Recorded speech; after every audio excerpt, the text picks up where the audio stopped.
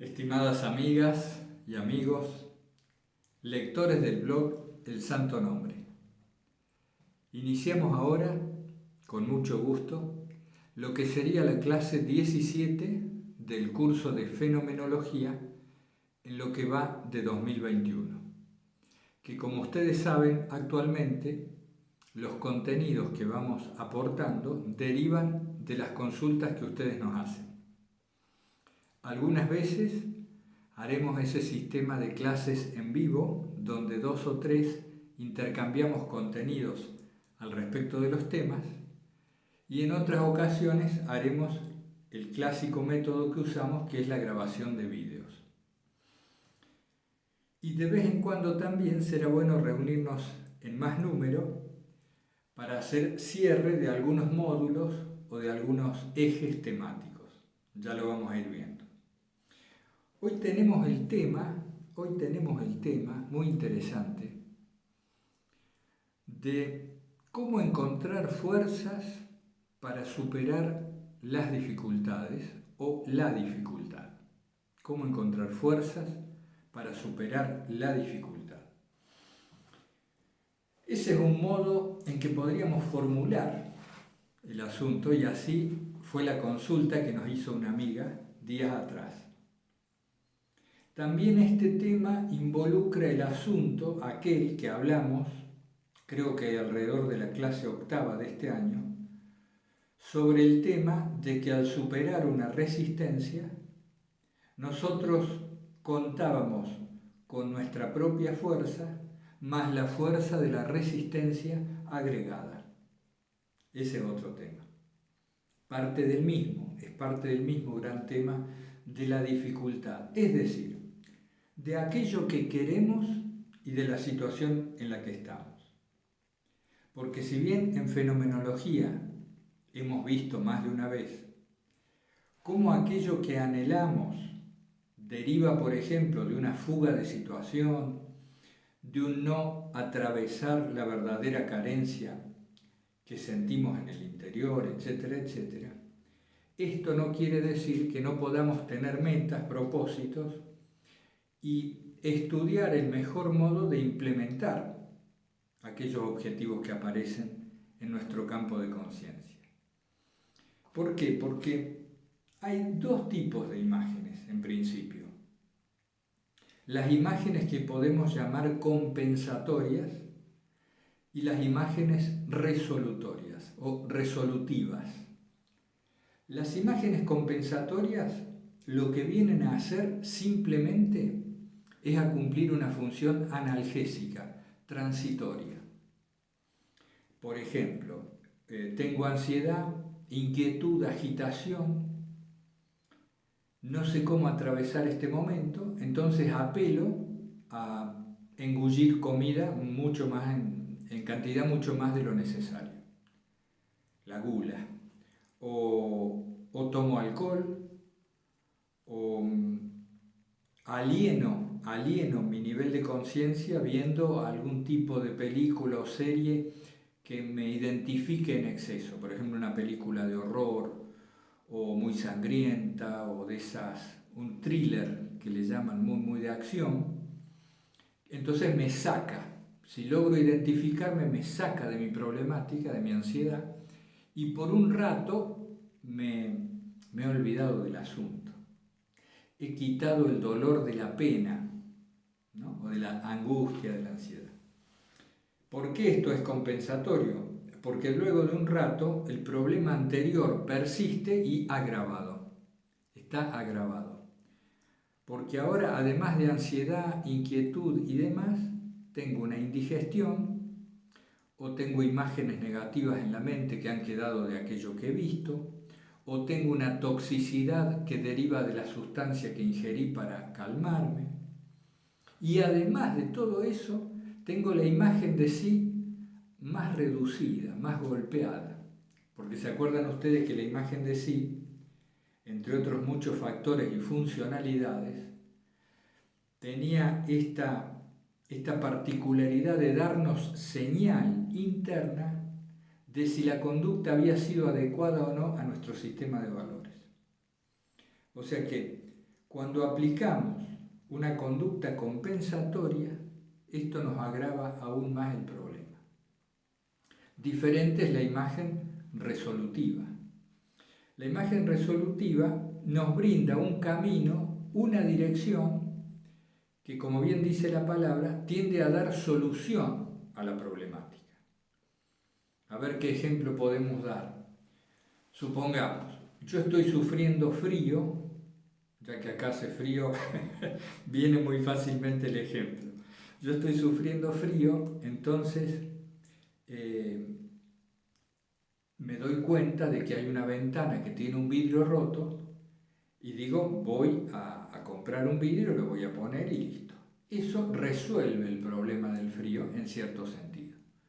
O me falta una colcha, tengo que comprarme otra colcha, la agregamos y listo, solucionado el problema. Es decir, lo elimina. Y no por un rato, sino de un modo más permanente. Ustedes verán qué ejemplos conviene aplicar en la propia vida. Y hay un tercer tipo de imagen, que la vamos a mencionar solamente hoy, que son imágenes transformadoras. La imagen transformadora incorpora en sí misma la virtud de la resolutiva, es decir, soluciona el problema coyuntural que se estaba presentando, pero además en su misma ejecución nos transforma a nosotros mismos. Si fuéramos rigurosos, diríamos que toda conducta nos transforma, ¿no? Para bien o para mal. En cada instante se está produciendo una transformación.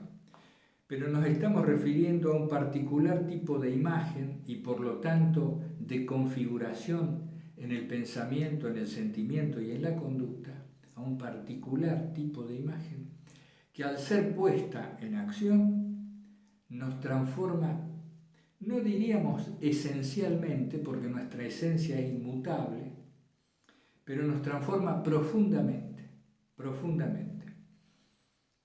Es este fenómeno que muchas veces o algunas veces habremos reconocido en alguien, que después de un tiempo nos encontramos con esa persona y decimos, che, pero ¿cuánto has cambiado? Qué bien que te veo, mirá, y ahora tenés nuevo trabajo, te has mudado de ciudad, te veo mucho mejor de salud, de ánimo, etc., ¿no? Esas transformaciones grandes, bastante radicales, que a veces nos encontramos al cruzarnos con gente conocida. Entonces, quería hacer este breve preámbulo sobre estos tres tipos de imágenes, la compensatoria, la resolutiva y la transformadora, para abordar el tema específico, que es ¿de dónde sacamos la fuerza para atravesar o superar la dificultad?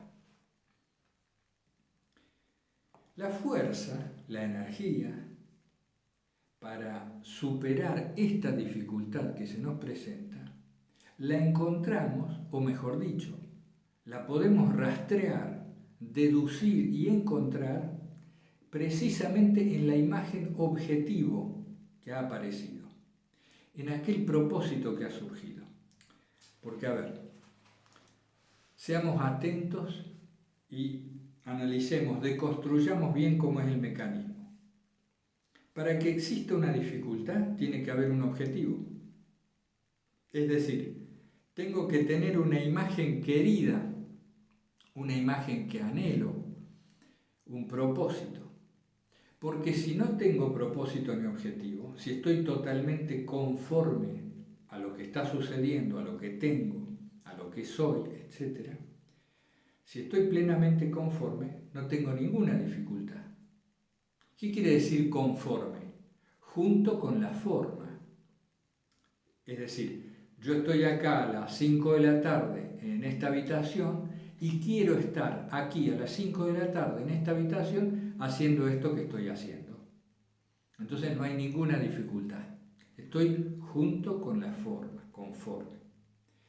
Pero en nuestra vida cotidiana aparecen, y es muy legítimo, distintos tipos de imágenes a futuro, que nos dicen, no, pero tienes que pintar esa pared, tienes que ganar más dinero porque si no, no puedes pagar tal cosa, etcétera, etcétera. Y también aparecen imágenes con más carga, propósitos mucho más especiales, que incrementar el sueldo en un 10%. Imágenes que nos son muy queridas. Qué lindo si yo pudiera vivir en la montaña y con una casa amplia. Y ya vamos a desarrollar ese ejemplo que hemos preparado. Entonces, al aparecer esta imagen a futuro y al percibir en el presente que no coincide una cosa con la otra, surge una especie de distancia psicológica entre lo que tengo y lo que quiero tener. Esta distancia entre lo que quiero y lo que quiero tener es la dificultad. Esa es la dificultad. En todo, sea en el campo psicológico, es decir, mental, en lo físico y hasta en lo espiritual, las cosas se nos presentan así. Así como hay un pasado, un presente y un futuro, por la particular configuración que tiene nuestro modo perceptual representativo de filtrar las experiencias, de ese mismo modo, también cuando aparece un objetivo, se nos produce una distancia, un contraste automático con la situación actual. Y a eso es lo que le llamamos la dificultad, o no sé cómo hacer, no sé cómo superar. Y esto es también lo que llamamos resistencia. Quiere decir que en este espacio entre lo que tengo y lo que quiero tener, o entre lo que soy y lo que quiero ser, se encuentran distintas cuestiones que aunadas, reunidas, me producen una resistencia, me dificultan, me obstaculizan el camino. Y al igual que la resistencia eléctrica, ¿vieron ustedes que cuando se conecta una energía eléctrica aquí y una bobina, para que la energía llegue hasta aquí, la electricidad llegue hasta aquí, esto se calienta, es decir, ofrece una fricción, el paso de la corriente eléctrica, y esta fricción produce calor. Y a eso, en el campo de la electricidad, se le llamó resistencia. Incluso se usa para hacer estufas que cuestan muy caro eléctricamente, pero que se basan en este principio del calor que deriva de la fricción. Entonces, esta resistencia, que en un ámbito se vive como calor, en el aspecto psicológico se vive como dificultad. Bien. ¿De dónde sacamos la fuerza para atravesar una dificultad? Las pistas se encuentran dentro de la imagen querida. Y esta imagen querida, que como ustedes saben puede tener mucho brillo, mucha carga, y estar en un espacio alto de nuestro espacio de representación, tiene además pequeñas imágenes que la componen. Son los componentes de la imagen más grande. Y en estas imágenes menores, a las que vamos a llamar reservorios de energía o reservorios de carga, allí se encuentra la cantidad de fuerza que necesitamos para atravesar la dificultad y llegar a la concreción de esa imagen. Vamos a meternos con eso ahora. Muy bien. Entonces, avancemos. Vamos a usar de ejemplo como imagen querida, como objetivo o propósito a futuro, una casa amplia, bien alto en las montañas, en el campo, en las montañas, en un hermoso paisaje, que tiene un río y la casa está en medio de la naturaleza. ¿Cuál es la imagen? Quisiera ir a vivir ahí, ¿no? Alquilar o comprar, como fuera, pero vivir ahí. Porque quisiera, por ejemplo, usar esa casa para hacer retiros o para vivir en comunidad con otros en torno a los mismos temas. Podría escribir allí con tranquilidad un libro, ¿no? Un ejemplo que ustedes van a saber reconocer y que por supuesto no podemos sino sacarlo de nuestra propia factura, de nuestra propia biografía. En esta imagen querida, por supuesto, esto configura una gran distancia con la situación actual. ¿Y de dónde sacamos la fuerza? De los componentes de la imagen. Veamos. Casa amplia. Si yo vivo en un lugar reducido, estoy permanentemente constreñido, apretado, está lleno de cosas porque no tengo espacio y demás. La casa amplia, la imagen de la casa amplia tiene carga. ¿Qué carga tiene? La que deriva de imaginar un espacio amplio y cómo cambiaría toda la situación. Allá pondría aquel mueble, acá pondría este otro. Y como ustedes saben, la carga deriva de lo que hemos vivido en relación a cada tema. ¿Se acuerdan? Si no, les sugiero que revisen ahí en la tabla de contenidos este tema de la carga de las imágenes, porque es muy importante. Entonces, montañas. ¿Qué pasa? Que biográficamente he vivido momentos muy interesantes en las montañas. He asistido a retiros, he ido de campamento, hemos estado con amigos y amigas. Y todas estas imágenes, acuérdense, tienen la memoria del placer y por lo tanto carga energética. Y estando en esas cumbres hemos visto paisajes, se nos ha ampliado el horizonte y hemos sentido emociones o hemos hecho oración, hemos sido inspirados por el paisaje, etcétera, etcétera. ¿Ven? Todo eso son cargas que se van agregando y que están alojadas en la memoria, pero que ahora estamos actualizando, estamos poniendo en presente. Y si tiene un río cerca, fantástico, porque me acuerdo que yo a los 13 años asistí a un retiro en los Salesianos y desde la ventana de mi habitación se escuchaba el rumor del río y había un aire fresco. Y qué bien que me sentí en ese retiro.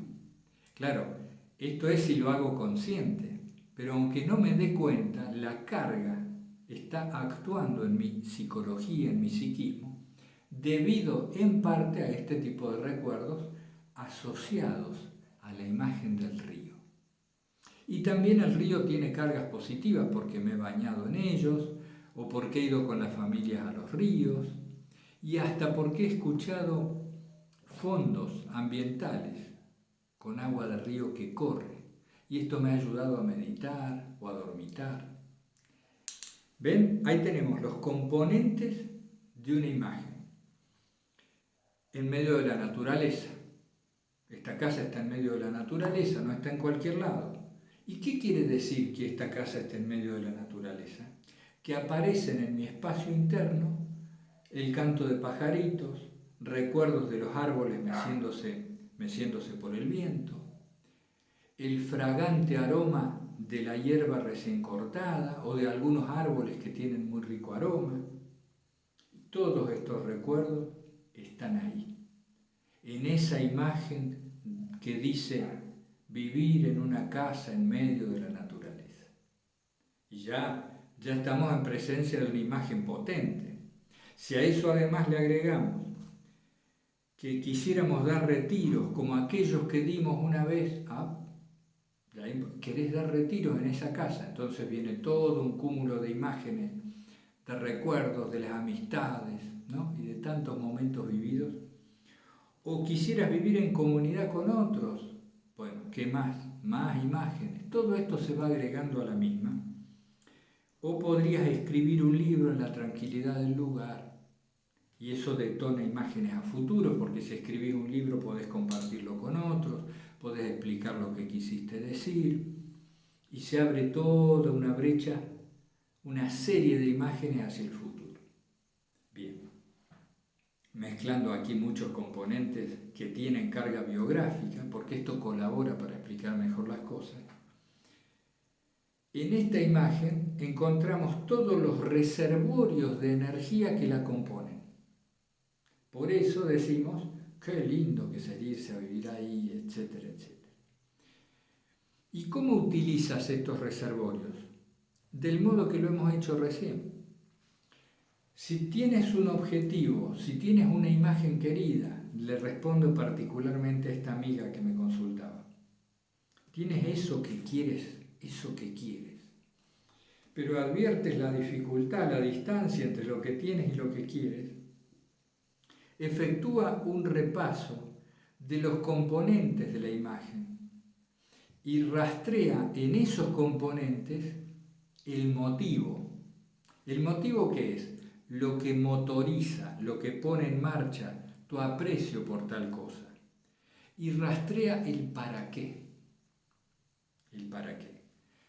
Entonces ahí te vas dando cuenta. Y al darte cuenta, esta energía que permanecía en el reservorio se hace consciente de la copresencia, del baúl de la memoria, lo sacas a la presencia y te da toda su carga.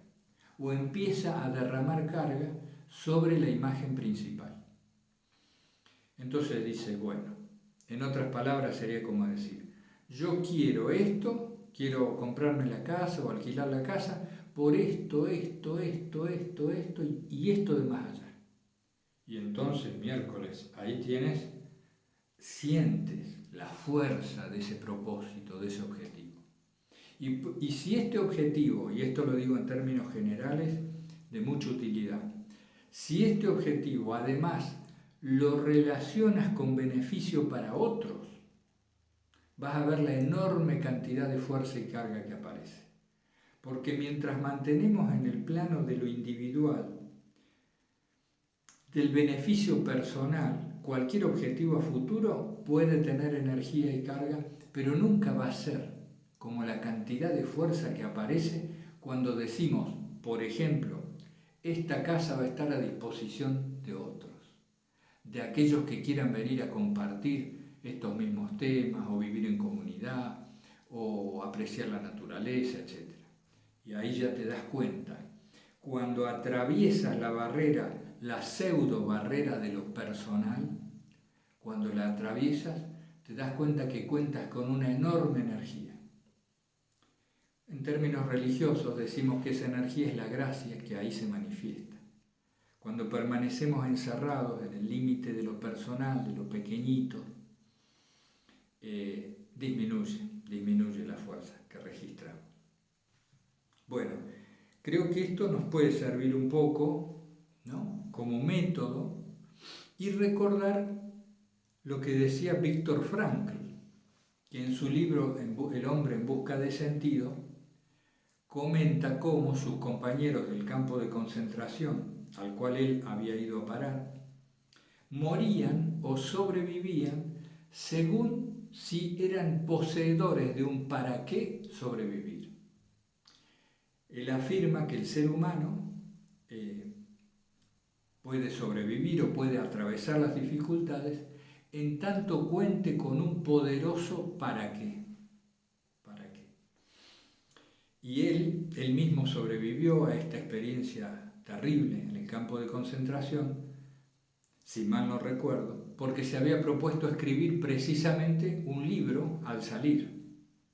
Entonces él creo que iba haciendo pequeñas notas donde podía, o ordenando su memoria y demás, como escribiendo un libro. Entonces, no solo estaba esclavizado y reducido a la indignidad más extrema en este lugar de reclusión, en este campo de concentración, sino que él, además de eso, estaba usando esto para un objetivo. Lo estaba usando para un objetivo. Tenía un para qué. Y esto es un componente muy importante que viene a cuento con el tema que estamos tratando. Porque una cosa es tener en el futuro, en la imaginación, una imagen poderosamente cargada que puede ser resolutiva o transformadora, lo cual está muy bien. Y otra cosa es encontrar un modo de funcionar nosotros que permita que cualquier tipo de actividad y en cualquier situación tenga carga. Esto es de muchísimo interés. Tenemos que caer en cuenta. Cuando decimos que algo tiene carga, cuando tiene significado para nosotros, Una persona grita, vocifera cuando su equipo hace un gol, nosotros no se nos mueve un pelo. Para él tiene carga, tiene significado que su equipo gane. Para nosotros lo tienen otras cosas. Si encontramos el modo de que cualquier actividad que hacemos, en cualquier situación, y cualquier pequeño objetivo cotidiano tenga para nosotros significado, habremos encontrado una raíz del actuar humano mucho más liberador.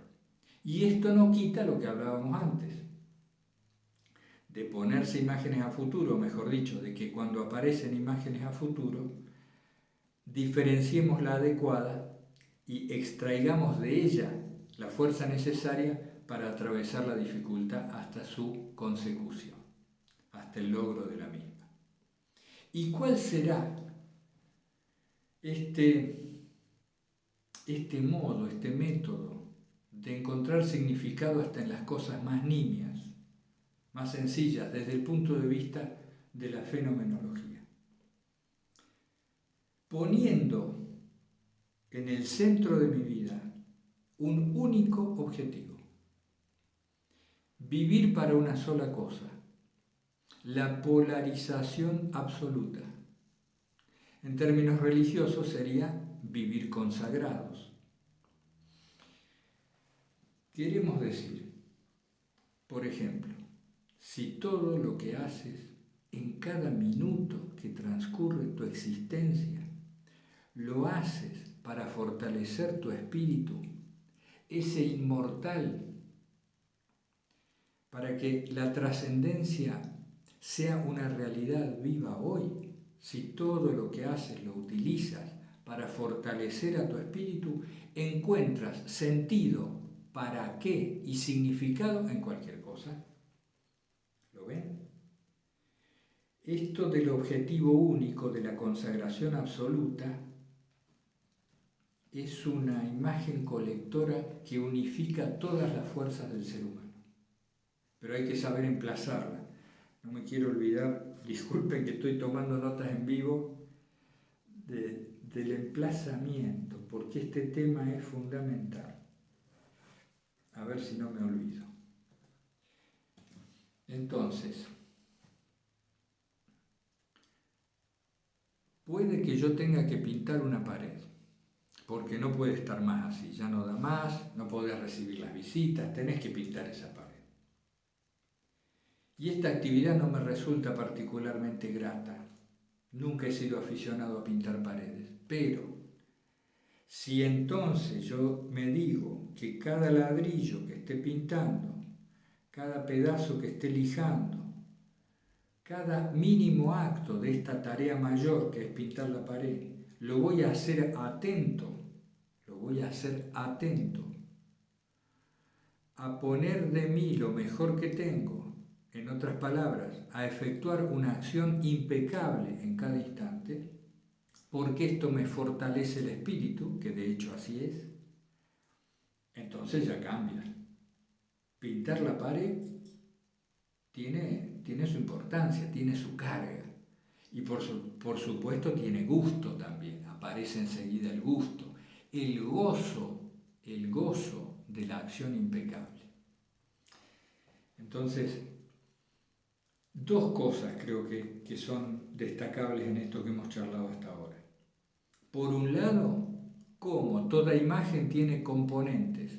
Estos componentes son reservorios de fuerza, de energía, que si los actualizamos, los traemos al campo de la presencia atencional, nos entregan su energía, por lo tanto aumenta la fuerza de este propósito a futuro y esto nos tironea desde el futuro y nos ayuda a atravesar la dificultad.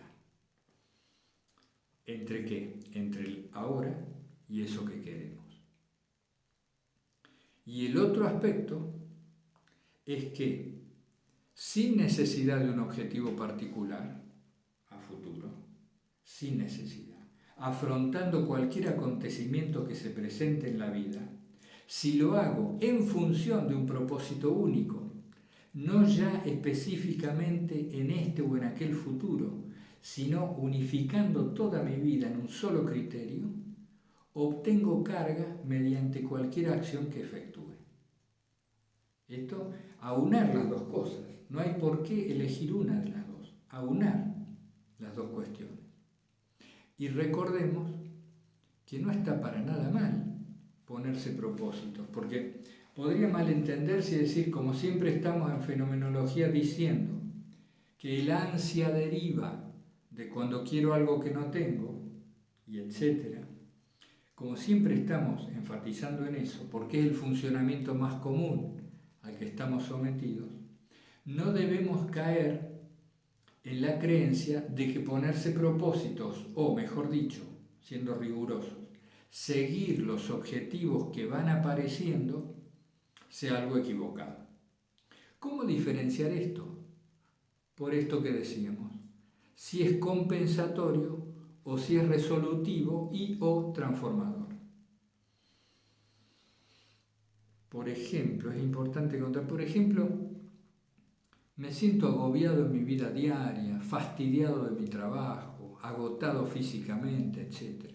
Entonces me gasto el equivalente a 5 sueldos en unas vacaciones de 15 días. Eso es una imagen muy probablemente compensatoria. ¿Por qué? Porque a la vuelta, a los pocos días, te vuelves a sentir cansado, pero además no tienes todo el dinero que tenías y te ha quedado ese vacío, porque la acción compensatoria, lo que la caracteriza es que deja el vacío por delante. El saldo es el vacío. Distinto es, por ejemplo, y es muy arbitrario, disculpen, pero es totalmente arbitrario. Distinto es, por ejemplo, decir, voy a utilizar esos 5 sueldos para comenzar un pequeño emprendimiento que me permite en 2 años cambiar de trabajo, porque ese trabajo moralmente me agota, no estoy de acuerdo con el trabajo que realizo, porque prefiero desarrollar mi talento y mi vocación en esto otro y no en esto que me ha sido impuesto y demás. Esa sería más resolutiva. Me pierdo los 15 días de vacaciones, pero tengo otro beneficio de más duración. Bueno, ahí tenemos. En ese sentido, recordemos que toda imagen que aparece en el espacio de representación, emplazada en el futuro, está pretendiendo dar respuesta a la situación que tenemos. Pero esta respuesta es cuestión nuestra discernir su cualidad, la cualidad de la respuesta que el organismo está dando. Por esto mismo, si voy a compensar, solo estoy anestesiando y aplicando un analgésico sobre la herida, no la estoy curando. Entonces ahí es donde entra la vigilancia de la atención como elemento fundamental. Acepto las imágenes que van apareciendo por sí mismas, no son más que pensamientos, buscando una salida, y aparecen configuraciones a futuro. Y ahí debo aplicar el bisturí de la atención dirigida y discernir cuál es una respuesta adecuada y cuál una que no sirve, que me va a perjudicar. A ver qué nos queda. Reviso y seguimos. Bueno, acá estamos. Estaba revisando las notas. Acuérdense, al vencer una resistencia, gano la fuerza de la resistencia. Me hago poseedor de toda la fuerza que estaba concentrada en los obstáculos que había. No pasen esto demasiado deprisa, es muy importante ese tema. Y muy poco visto en general. ¿Y por qué se produce esto? Porque al atravesar la resistencia, al ir avanzando, se van reordenando todos los demás contenidos del psiquismo. No hay ningún contenido, aunque sea desde el hoy hasta que yo tenía 2 meses de vida, que no se reordene y modifique sus umbrales energéticos, su potencial, al hacer cualquier cosa. Es dinámico. Cualquier cosa que haga me modifica enteramente el psiquismo. Por supuesto hay cosas que modifican mucho y cosas que son muy difíciles de cuantipreciar, de darnos cuenta. Pero cuando se trata de vencer resistencias y vencer grandes resistencias, es notable la modificación que se produce en todos los contenidos anteriores. Por caso, si nunca habíamos hecho el Camino de Santiago y un buen día vencimos la resistencia y lo hicimos, seguramente al finalizar esa peregrinación nos sentimos capaces de hacer muchos otros viajes que antes ni siquiera concebíamos porque jamás habíamos hecho algo así. ¿Lo ven? Ya nos sienta un precedente. A nivel judicial, ¿vieron que se dice? El fallo del tribunal sentó jurisprudencia. Quiere decir, como por primera vez dictaminaron tal cosa, ahora otros jueces podrían basarse en el mismo fallo en situaciones similares. Entonces nosotros, que nunca habíamos hecho tal cosa, una vez que la hacemos, se modifica todo el espectro de nuestras capacidades posibles. Se nos amplía el horizonte, eso es lo que queremos decir habitualmente. Bien, eso por ahí. Bueno, hay un tema que se llama el criterio de realidad. El criterio de realidad, por darle un nombre. El criterio de realidad es lo que nos permite ver si la imagen que ha surgido, aun cuando legítima, es la adecuada, la primera a la que deberíamos abocarnos. Generalmente, cuando tenemos fuertes carencias, las imágenes que aparecen, además de ser compensatorias, son desproporcionadas. El criterio de realidad tiene que ver precisamente con el grado de proporción entre nuestra situación actual y el avance que pretendemos. ¿Qué ejemplo podemos usar? Vamos a suponer que a mí me gusta mucho jugar al tenis, cosa que es cierta, pero que soy un muy mal jugador. Entonces, como me siento muy bien, muy placenteramente cuando juego al tenis, aparece la imagen de presentarme en tal torneo para ver si lo gano. Es un ejemplo grueso, ¿no? Pero ¿eso qué sería? Una imagen sin criterio de realidad, desproporcionada, no guarda proporción alguna con tu situación. Diferente es si digo, como me siento muy bien jugando al tenis, voy a ver si puedo invitar a este amigo que juega mejor que yo o a este otro una vez a la semana a que juguemos, entonces yo voy mejorando un poco. Y entonces tal vez en un año o dos pueda ir a un torneo de gente grande, un torneo amateur de gente ya envejecida. Entonces, ¿lo ven? Son imágenes que van en la misma dirección, pero aquella, la del torneo y demás, era desproporcionada. Y esa, además de ser compensatoria y dejarnos el vacío por delante, nos somete a una humillación, a un ridículo, a un patetismo con nosotros mismos, que nunca es beneficioso. Si lo viéramos desde el punto de vista espiritual, podríamos decir, bueno, uno se queda más humilde después de ir a aquel torneo y que la tribuna se riera del juego desplegado. Sí, pero en términos psicológicos no convienen esas cosas. Una cosa es ir creciendo en humildad espiritual y otra es someterse a humillaciones en el psiquismo que no convienen a nadie. Creo que nos explicamos. La imagen a futuro tiene que guardar una cierta proporción con la situación actual. Y esto no quita todo lo hablado antes de los componentes de la imagen, de la carga y demás. ¿Cómo sabemos prácticamente si una imagen guarda proporción o no? si tiene criterio de realidad o no. Y esto que se me enseñó una vez a mí me pareció fantástico, tan simple. Esa imagen es proporcionada o no según dos parámetros. Si estás atento, el sentimiento, las sensaciones te indican que estás exagerando. Pero claro, esto a veces es dudoso. Entonces fíjate en este otro criterio. Esa imagen que tanto querés y medio grandota que te has puesto por ahí a futuro, ¿podés empezarla a construir ahora mismo? ¿Ya mismo? ¿Podés efectuar una acción que ya te empiece a llevar hacia ello? Y ahí tenemos ya un criterio más ajustado.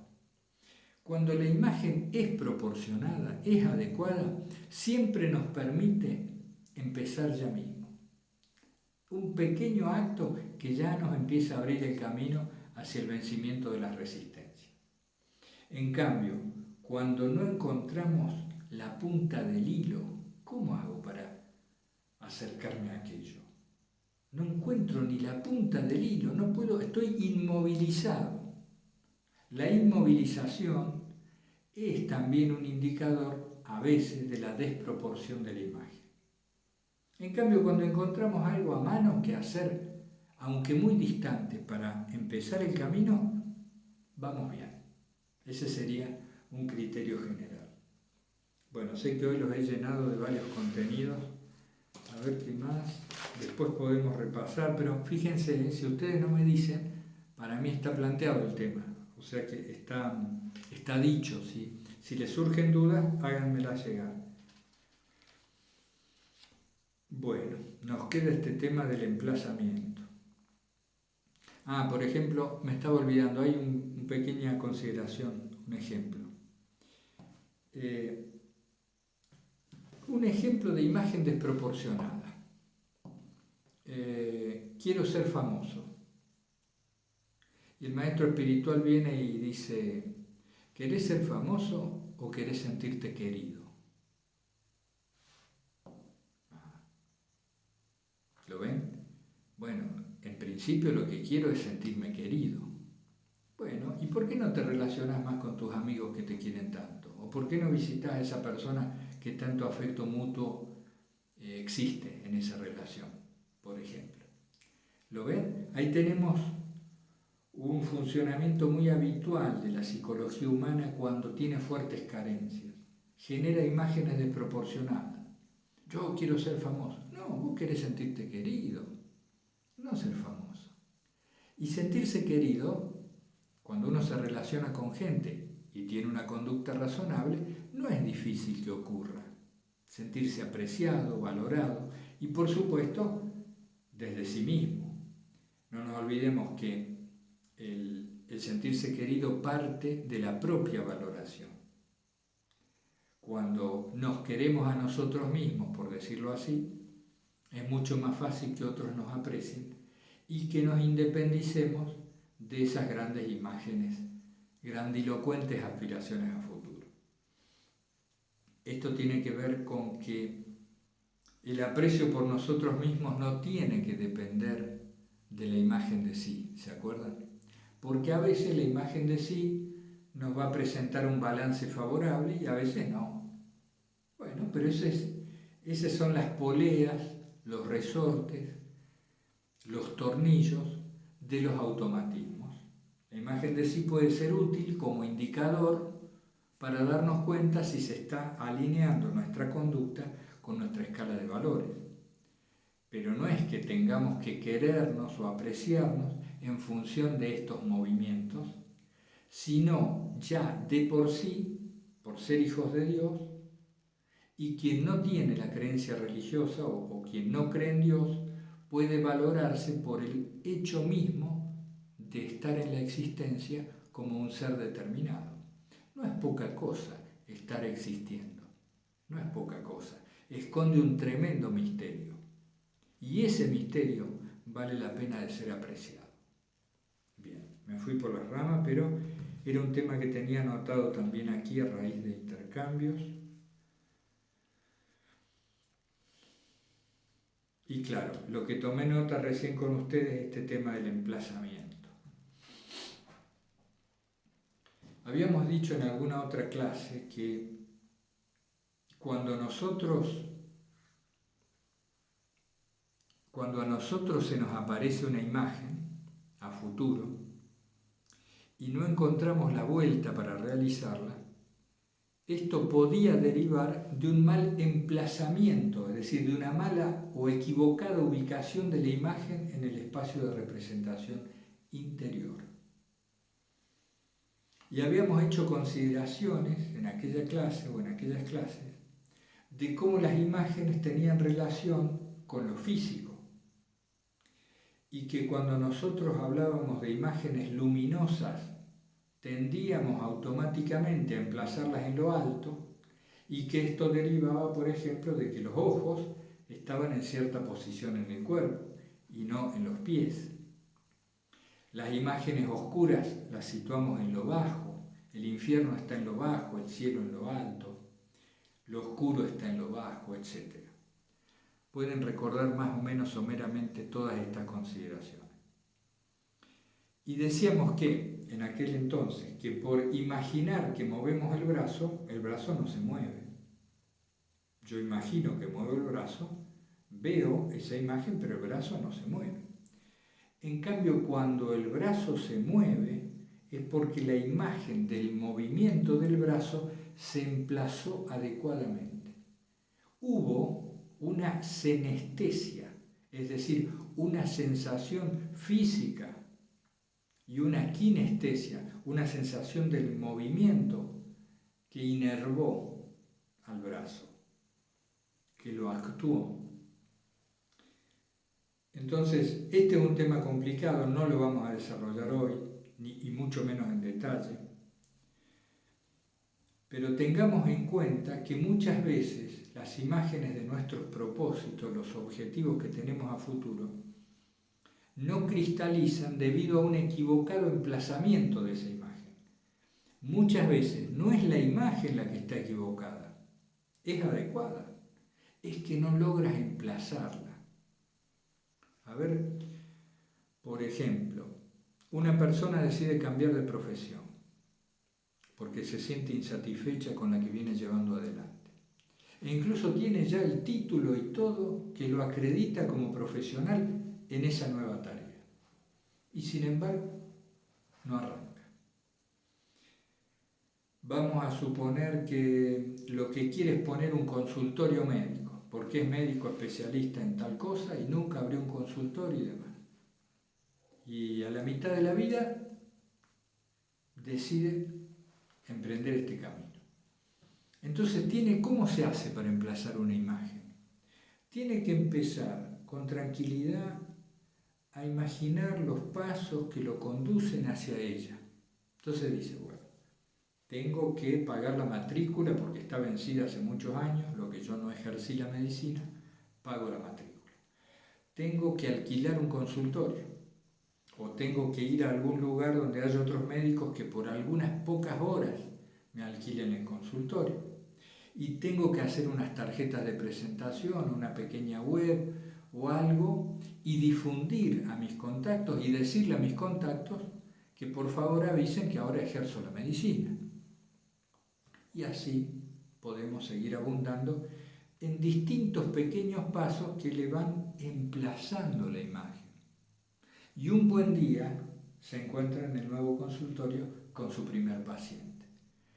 Es decir, el emplazamiento de las imágenes requiere la configuración imaginativa consciente de los pasos que te conducen a ella. La configuración imaginativa consciente, es decir, adrede, de los pasos que a ella te conducen. Es un tema interesante, ya lo veremos a futuro si hay interés en ello. Creo que ya estamos por hoy, para no hacerla demasiado extensa. ¿Qué me puede quedar? Hay otros temas que se han planteado, pero no, está bien. El sábado que viene no voy a grabar la clase porque tenemos un encuentro de oración virtual en el blog de la Fraternidad Monástica Entonces voy a ver si la realizamos el viernes o mejor quizá el domingo. Acuérdense, quienes quieran participar la próxima la hacemos grabada, como hicimos con Mariano, con Esperanza y con Pablo. Quienes quieran participar de esa grabación les pido que con tiempo me avisen, así les genero el enlace y lo enviamos. Bueno, ustedes saben que es un gran gusto compartir estos temas y les mando un abrazo fraterno, invocando siempre el santo nombre de Jesús. Hasta pronto.